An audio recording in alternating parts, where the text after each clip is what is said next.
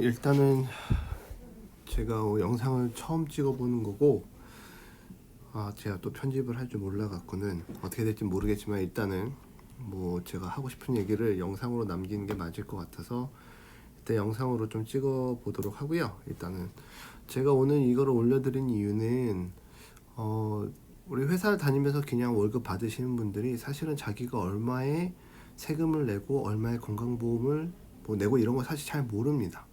그러니까는 연말정산도 사실은 잘 못하시는 거고요. 잘 못한다기보다는 연말정산이 뭐 잘하고 말고 할 게 사실은 없습니다. 이미 지나간 1년 동안 쓴 거에 대해서 정산을 하는 거기 때문에 지금 와서 뭘 한다 그래서 뭐 더 돌려받거나 뭔가 이렇게 더 내거나 이런 건 없는데, 문제는 이제 사실은 개념이 잘 없고 도대체 자기가 얼마의 세금을 내는지도 모르고 연말정산이 뭔지도 잘 모르니까 거기에서 이제 여러 가지 오해가 좀 생기는 거죠. 그래서 제가 오늘은 간단하게 연말정산을 위한 것도 있지만 기본적으로 자신들의 소득에 대해서 좀 어떤 식으로 파악을 해야 되는지에 대한 얘기를 좀 해볼까 하고요. 오늘 이제 사실 영상을 보고 나서 하셔도 되시고 아니면 보기 전에 뭔가 좀 준비를 해서 같이 보고 싶다라고 하시면 여기 보시는 근로소득 원천징수 영수증이라는 게 있습니다. 네, 요거를 하나 준비해 놓으면 좋고요. 요거는 이제 본인들이 다니는 회사의 전산에 들어가시면 받아볼 수도 있고 아니면 그냥 홈택스에 들어가면 다 다운받을 수 있는 거니까 그렇게 보시면 되시고, 제가 오늘은 그냥 제 고객들 중에서 제가 상담을 하면 웬만하면 이 근로소득 원천징수 영수증을 좀 받는 편이거든요. 그래서 연봉이 한 5천 정도 되시는 분이랑 한 1억 정도 되시는 분에 대해서 간단하게 말씀을 드릴 거고, 지금 자기께 준비가 안 되어 있더라도 그냥 얘기만 들으셔도 일단은 감은 잡을 수 있고요. 나중에 본인들 거는 또 따로 뭐 인쇄를 해서 같이 보셔도 됩니다. 일단은 여기 보시면 이제 우리가 근로소득 원천징수 영수증이라는 걸 뽑아보게 되면 여기 보시면 이제 13번, 14번에 이제 급여 상여가 있습니다. 이분 같은 경우에는 1년 동안 2,800만 원 정도를 받은 거고 상여로 2,400 정도를 받아서 총 한 5,200만 원 정도를 1년 동안 버신 분들이세요. 근데 우리가 알아야 될 건 뭐냐면 사실 세금이라는 거는 얼마만큼 번 거에 대해서 세금을 내는 겁니다. 근데 이제 직장인들 같은 경우에는 자기가 1년 동안 얼마 벌지도 모르는데 어떤 해 1월 달부터 이미 세금을 내고 계세요. 그거는 국가에서 요 정도의 나이대 요 정도 이제 일을 하고 있는 분들한테 요 정도의 급여를 받을 것 같으면 세금을 미리 떼 가는 겁니다. 그래서 우리가 월급을 받을 때에 내가 그 해에 얼마의 소득을 벌지가 아직 결정이 안 됐잖아요. 뭐 중간중간에 뭐 보너스를 받을 수도 있는 건데, 근데 그런 것들을 다 무시하고 일정한 부분에 대해서 세금을 미리 가져가는 거고요. 그게 여기 보시면 이제 74번에 현 주소라는 게 있습니다. 그러니까 이분 같은 경우에는 지금 1년 동안 월급을 받으면서 이미 330만 원 정도의 세금을 내신 겁니다. 미리. 그리고 나서 그 다음 해 1월 달에 연말정산을 해 보니까 이 사람은 150만 원만 세금을 내면 되는 사람인 거예요. 그래서 연말정산 이후에 이분은 180만 원 정도로 환급을 받으시는 겁니다. 이렇게 돼 있다고 보시면 돼요. 그러니까 제일 중요한 건 뭐냐면 우리한테 제일 중요한 거는 내가 얼마 1년 동안 세금을 내는지가 사실은 제일 중요한 겁니다. 어떤 분들은 돈을 더 내지만 연말정산 이후에 돈을 더 많이 내지만 사실은 평소에 요 세금을 적게 내왔기 때문에 더 내시는 분들도 있고요. 어떤 분은 세금을 돌려받지만 평소에 너무 많은 세금을 내셨기 때문에 돌려받았음에도 불구하고 많은 세금을 내시는 분이 있을 수도 있는 거예요. 뭐 가령 예를 들면 같은 월급을 받는 동기가 있습니다, 회사에. 근데 어떤 분은 본인은 세금을 더 냈고 연말정산 이후에 자기 동기는 연말정산 하고 날 때 돈을 돌려받은 거예요. 그러면 자기가 1년 동안 얼마의 세금을 냈는지는 상관도 없습니다. 그냥 사람들은 그냥 돌려받으면 기분이 좋은 거고 뱉어내면 그냥 기분이 나쁜 거예요. 근데 그렇게 보시면 안 된다는 거죠. 나는 세금을 뱉어냈지만 여기에 보시는 결정세액 자체가 140만 원일 수도 있고요. 근데 어떤 친구는 세금을 돌려받았지만 평소에 너무 많이 세금을 냈기 때문에 월급에서 돌려받았지만은 160만 원을 결국 결정세액을 낼 수도 있는 거예요. 그러면 월급은 같지만 친구는 1년 동안 20만 원 세금을 더 낸 거기 때문에 연말정산 때는 돈을 돌려받았지만 사실 세금은 더 많이 낸 거죠. 그러니까는 돈을 더 돌려받거나 아니면 더 낸 거는 중요하지 않다는 겁니다. 결국은 내가 1년 동안 얼마의 세금을 결국 냈는지가 중요한 거고, 연말정산 때 돌려받는 사람은 그냥 평소에 세금을 많이 낸 사람인 거예요. 자기가 내야 되는 세금보다 평소에 세금을 많이 낸 사람인 거고, 연말정산 이후에 세금을 더 낸 사람은 내가 내야 되는 세금이 얼마인지는 모르겠지만 평소에 그것보다 적게 내셨다는 거죠. 그런 차이밖에 사실 없는 겁니다. 그래서 괜히 돌려받았다 해서 기분 좋아하실 필요도 없고요. 더 냈다 그래서 기분 나빠하실 필요도 없고, 본인들이 아셔야 되는 거는 내가 1년 동안 세금을 얼마 냈다 라는 거를 그냥 알고 계시면 되고, 그리고 사실 보십시오. 이분 같은 경우에도 연봉이 5천인데 세금을 요거밖에 안 내셨어요. 많이 안 내셨죠. 지금 우리가 이제 대부분 세금에 대해서 오해하시는 분들, 이제 세금을 잘 모르시는 분들 뭐라고 얘기하시냐면, 여기 보시면 이제 근로소득세율표라는 게 여기 있죠. 이것만 갖고 얘기를 하시는 거예요. 예를 들면 이분 같은 경우에 지금 5,200만 원 정도의 급여를 받으셨잖아요. 그러면 여기에 본인이 해당이 될 거라고 생각을 하는 겁니다. 그래서 나는 24%의 세금을 내겠구나 라고 생각을 하시는 거죠. 그러면 얼추 보면은 이분이 내야 되는 세금이 얼마냐면 5,200만 원의 24%면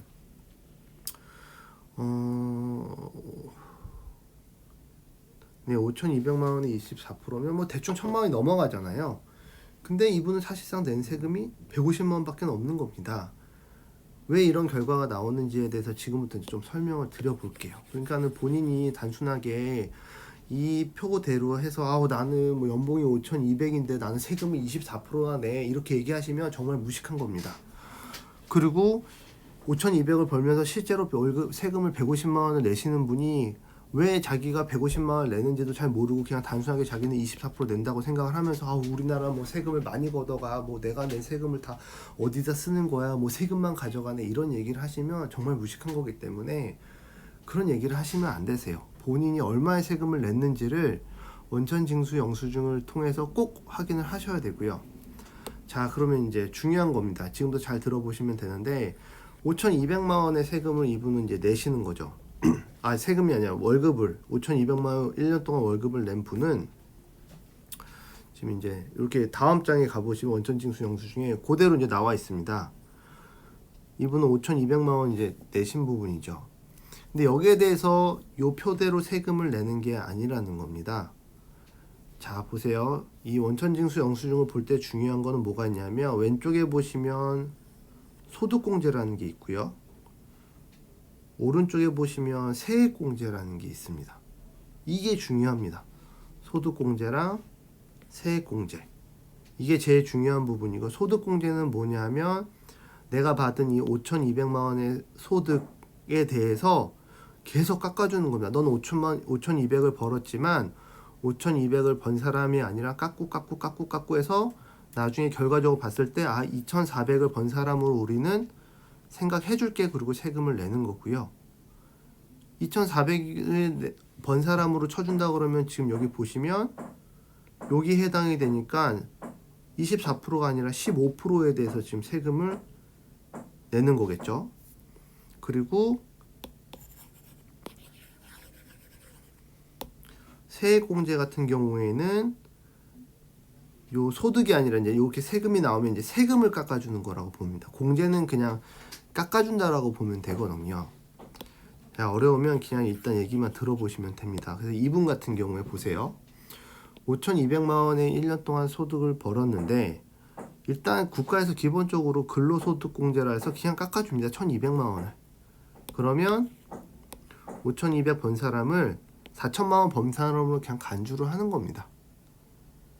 그리고 본인 공제, 일하는 본인에 대해서 150만 원을 또 깎아주고요. 이분 같은 경우에는 지금 가족이 3명이 있는 거예요. 뭐 배우자랑 아이 2명 뭐 이렇게 있을 수 있겠죠. 그러면 인당 150만 원씩 해서 450만 원을 또 깎아줍니다. 그리고 회사에서 국민연금 내시잖아요. 우리가 뭐 회사에서 반 내주고 반은 지금 개인들이 부담하시는 건데, 이분은 1년 동안 국민연금으로 본인이 이제 부담한 절반에 대한 부분이 130인 거예요. 그래서 또 130을 5,200에서 깎아줍니다. 그리고 건강보험료도 120을 내셨으니까 그것도 깎아줍니다. 고용보험료도 깎아줍니다. 그리고 이분은 집이 없으시 이제 임대차 주택임대 차입금 원리 금액 상환액이라고 해서 대출에서 해주는 게 있어요. 오늘은 이제 그게 중요하지 않고 어쨌든 또 300을 깎아주는 겁니다. 그렇죠. 그러면 이분은 총 460만 원을 깎게 되는 거예요.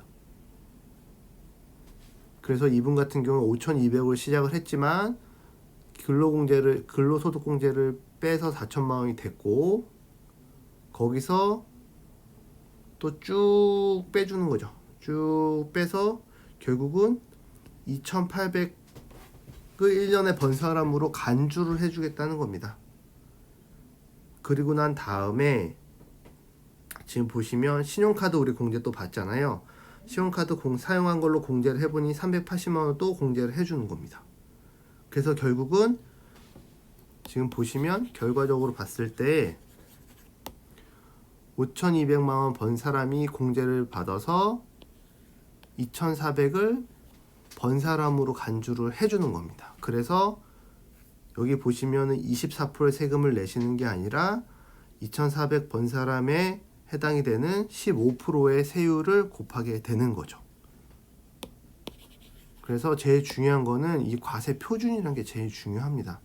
여기도 보시면 과세 표준 얼마에 대한 부분 있죠. 자기가 연에 얼마 받는 연봉을 갖고 하는 게 아니라 과세 표준에 대해서 하는 거기 때문에 과세 표준이 이 사람은 2,400인 거고 거기에 대한 걸로 15%를 내야 되니까 2,400에 15%에 요거에 15%에 해당되는 세금이 요게 되는 겁니다. 그걸 우리는 산출세액이라고 합니다. 산출이 된 세금. 그 이분의 세금은 1년 동안 내야 되는 이분이 번 연봉 5,200에 대해서 일반적인 공제 다 제외하고 본인 제외하고 부양가족 제외하고 카드 쓴 거 제외하고 국민연금 기타 등등 다 공제를 하고 나면 이 사람이 이제 어쨌든 1년 동안 내야 되는 세금은 250이 된 거예요. 여기 보시면 250이 된 겁니다. 근데 이 세금을 내느냐? 그렇지 않습니다. 250이라고 정해져 있는 이 세금에서 이제는 세금을 깎아주기 시작을 합니다. 기본적으로 근로를 하게 되면 66만 원을 깎아주고요. 자녀가 2명이 있으면 15만 원씩 해서 30만 원을 또 깎아줍니다. 그리고 우리 건강보험 같은 거 드는 거 있죠? 그거 1년에 낸 보험료가 최대 100만 원까지 100만 원 깎아주는 게 아니라 대상 금액 100만 원에 대해서 12% 해주기로 되어 있기 때문에 12만 원을 또 깎아주는 거고요. 이분은 이제 병원비, 의료비, 교육비 이런 건 아직 없는 거예요. 공제받을 게. 그리고 연금저축펀드, 세액공제되는 상품도 가입을 안 하셨으니까 지금 항목이 다 비어 있는 겁니다. 이분이 세액공제 받을 수 있는 건 12만 원이랑 66에 33만 원이에요. 그래서 원래는 250만 원의 세금에서 얘네들을 이제 빼주기 시작하는 겁니다. 그래서 봤더니 108만 원을 총 빼줄 수 있게 돼서 요 250만 원에서 108만 원을 제외한 지금 보시면 결정세액으로 150만 원의 세금을 내야 되는 사람으로 결정이 된 거죠. 그래서 이분이 번 거에 가족들 카드 쓴 거, 자기가 저축 들어놓은 거, 기타 등등 이렇게 다 따지고 나면 150만 원의 세금을 내야 되는 사람인 거예요. 연말정산을 해봤더니. 근데 앞에서 보다시피 150만 원만 내면 되는데 330만 원을 이미 냈으니 너무 많이 냈다고 연말정산 하고 나서 이 사람은 180만 원을 돌려받게 되는 거죠. 그러면 자 여기서 보시면 자 보세요. 5,600 번 사람이 결국은 낸 세금은 150만 원입니다. 그래서 이 사람은 실효세율 자기가 번 거에 대해서 2.9%의 세금만 내신 겁니다. 굉장히 적죠. 아까 이런 내용 모르시는 분들 같은 경우에 보시면서 자기 24% 세금 낸다고 얘기할 거예요. 자기 세금 많이 낸다, 국가에 기여를 많이 하느니, 내 세금 다 어디서 썼느냐, 이런 세금이 높은 나라에서 살고 있다, 이런 얘기 하실 거 아니에요. 세금이 높아서 자기는 저축을 못 하고 있다. 근데 사실 이분이 내는 세금은 3%만 내고 계시는 겁니다. 굉장히 낮은 세금을 내고 있는 거예요. 연봉이 5,200만 원인데 한 달에 내는 세금이 대충 한 10만 원 정도 되시는 거죠. 자, 이제 1억을 버는 분들에 대한 얘기를 한번 해볼게요. 네. 지금 보시면 자, 이분 같은 경우에는 급여 5,200에 상여 4,500 해서 총 9,700만 원, 대충 1억을 버는 사람입니다. 봤더니 이 사람은 1년 동안 급여를 받으면서 이미 낸 세금이 1,600만 원이세요. 그리고 아까와 같은 방법을 해봤더니 850만 원을만 내면 되는 사람인 겁니다. 연말정산을 하고 봤더니. 그래서 너무 많이 냈으니 740만 원을 이분은 돌려받으신 거예요. 이것도 이제 이해를 충분히 하실 거니까 빠르게 한번 넘어가 보겠습니다. 자, 보세요. 자, 9,700만 원을 버시는 분이죠. 일반적인 공제도 해주고 그러면 8,300이 됩니다. 9,700이. 거기에 배우자, 부양가족에 뭐 부모님이 계신 것 같아요. 공제 해줍니다. 국민연금도 자기가 250씩 냈고 연애, 건강보험료도 냈습니다. 고용보험료는 안 내셨네요. 그쵸? 그리고 그래서 봤더니 8,300이 다시 7,300이 된 겁니다. 그리고 신용카드 낸 거 해서 봤더니 결국은 이분 같은 경우에 9,700 낸 돈에 대해서 이 사람은 6,900을 번 사람으로 간주를 하는 겁니다. 이렇게 보시면. 그러면 9,700이면 여기 보시면 35%의 세금을 내셔야 되는 부분인 거죠. 근데 6,900을 번 걸로 간주를 해줬으니 이분도 사실상 내는 세금은 24%에 해당이 되는 세금을 내는 겁니다. 그래서 지금 보시면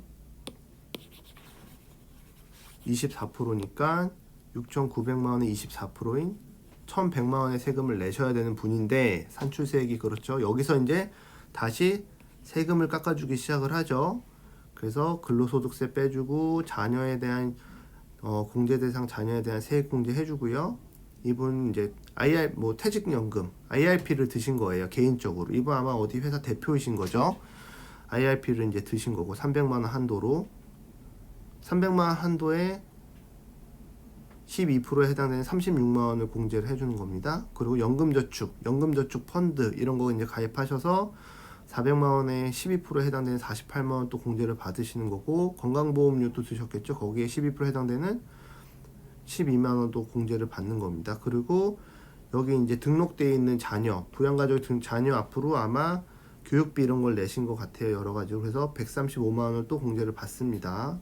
그리고 저기 기부하신 것 같아요. 12만 원. 그래서 18,000원도 공제를 받으시죠. 그래서 총 이분 같은 경우에 148만 원 정도를 공제를 받고 나면 아니죠. 이렇게 되어 있어서 나중에 총 297만 원 정도를 합산 공제를 받아봤더니 이분은 결정세액이 850만 원이 되는 겁니다. 그래서 아까도 보셨지만 평소에 1,600만 원 세금을 1년 동안 냈지만 850만 원만 내면 되는 사람이니까 결국은 740만 원을 돌려받는 겁니다. 그래서 여기 보시면